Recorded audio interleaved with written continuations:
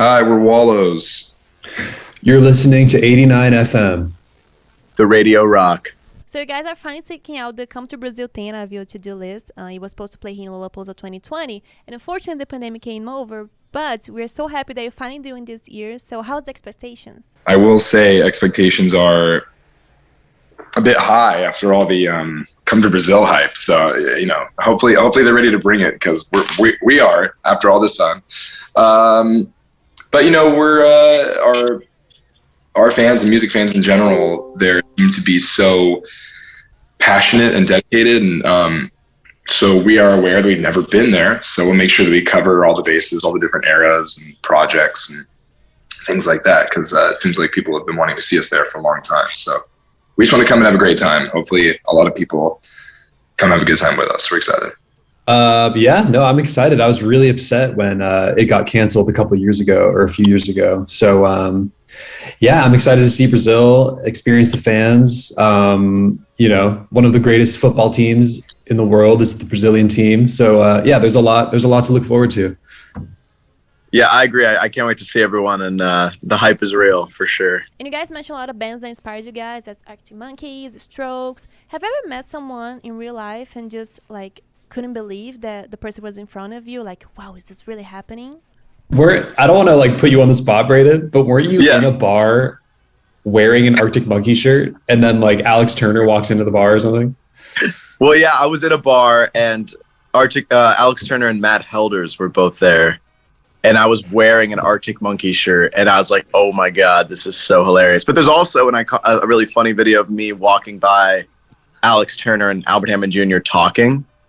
And it was the beginnings of the band, and we have kind of a mutual connection there. So we went to their show, went to the after party, and I was I walked to go to the bathroom, and I walked by Albert and Alex, and you could just tell I'm oh my God, this is I was just this is crazy. But yeah, and then fast forward a couple years later, and we're in the studio with Albert, and then it's just now he's just a cool dude, friend. You're whoa, crazy. So. It's wild. That video that Braden's mentioning is hilarious, because it's not that he knew he's being filmed. Someone just happened to be filming or something. I just saw the line of Braden walks in the hallway, and he just freezes for a moment. It's really funny. There's lots of people that, I don't know.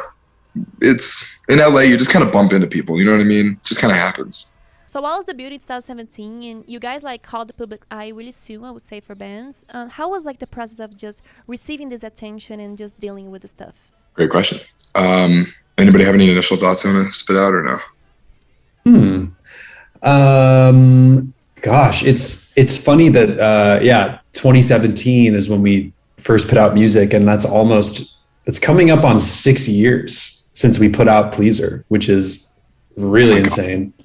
We were babies when we put that stuff out. It's insane. But yeah, I remember we made all our social media accounts, and we got all of our handles and websites secured. And then the song was out for we didn't want to post about it, because we looked up what the best time to post on social media was. It was noon or something. So the song was existing in limbo for a full 24 hours before we posted about it. And then, pretty quickly we started getting emails from various labels and, team members that we still work with today. But yeah, it definitely was a whirlwind, and we're super lucky. But it all happened so quickly when you really think about it. But yeah, I don't even really remember, to be honest. I feel our mindset and our dedication to this as a career hasn't really changed at all. We just kind of are dealing with, a different set of cards based on what we're doing at that time. So, the excitement and the passion has been there from the beginning. Mm-hmm. And you guys started 6 years ago, and you were teenagers when you started playing, and when you started writing songs, you were about 20 to 21, right? And time flies, you're grown now. As a songwriter, what do you think were the main difference that you noticed when it comes to writing music, from years ago and now? And also, how is the process of just maturing through songs? I think the main thing is you're always trying to surprise yourself. So the process of trying to write a song is the same in that sense, where you're just trying to have an idea that you feel is unique in some way. And you like, that's kind of what it's all about. You never really know exactly what you're going to write. So it's always kind of fun. But yeah, it's hard to tell how like the songwriting process has changed over 6 years, because it definitely has somehow, like what you want to write and stuff. But I feel like in a way it's the same, but it's probably drastically different. And I feel like whatever you're writing in one moment in time, you kind of just naturally gravitate towards something else. So I just feel like if we wrote some of the music we wrote now, then we'd be writing some of the music we wrote then now. Like everything just kind of has like this cycle, you know what I mean? So I feel like you just never really know where your inspiration takes you ever. So you just don't know. I think as I've gotten older, it's harder to like. I like to think that I'm a little bit more self-aware, which is generally kind of good, but also I think for making music kind of not the best thing, because when I'm like trying to like write a song just like in my apartment or whatever, I'm like able to overthink it and be like, no, this is dumb or whatever. Whereas like if I listen to a demo from like 3 years ago, I'm like, I don't remember doing this and I like it now. And I wish I could have the feeling about a new song that I have about this idea from like 3 years ago, you know? Like our first record, a lot of those songs existed for a long time. Like, you know, certain songs that had been worked on when we were like 15, 16. And I don't like remember how those came to be. They just like existed as songs that I liked. Whereas now it's like a new idea I'm really critical of. And I won't have perspective on a new idea until like it takes like way more time to forget, if that makes sense. Honestly, I think they gave great answers, and I don't know what else I could add, but I agree with that.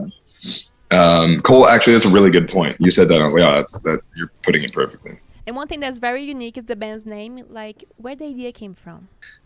So Wallows is a spot in Honolulu, Hawaii. It's a storm drain kind of situation, but it became like a famous skate location, like destination for some famous skaters or skaters who ended up becoming famous. And there's a video game called Tony Hawk's Underground that Braden used to play, and I think I played a few times, whatever. But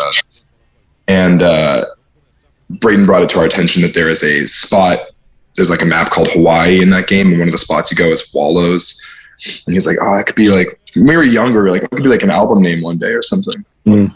When we were becoming like a new or a kind of renaming our band and doing it for real for the first time, we were thinking of band names, and Wallows got brought back up, and I think it was I always just thought that was such a cool title, like not the Wallows, just Wallows, because it doesn't necessarily sound, nothing immediately comes to mind. It's sort of vague in a way that I think is good, in a way that you can kind of take it how you want and picture whatever you want to picture. But if you want to get specific, it is about that spot in Hawaii. And yeah, it just stuck. And I think we were excited about it when we...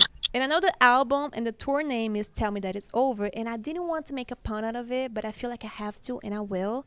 So once you tell us that it's over, what are the next steps for the band? Have you ever heard this one before? We've heard various puns on the album title. No. This might be a new one. Not this specific variation on it. What's next? I mean,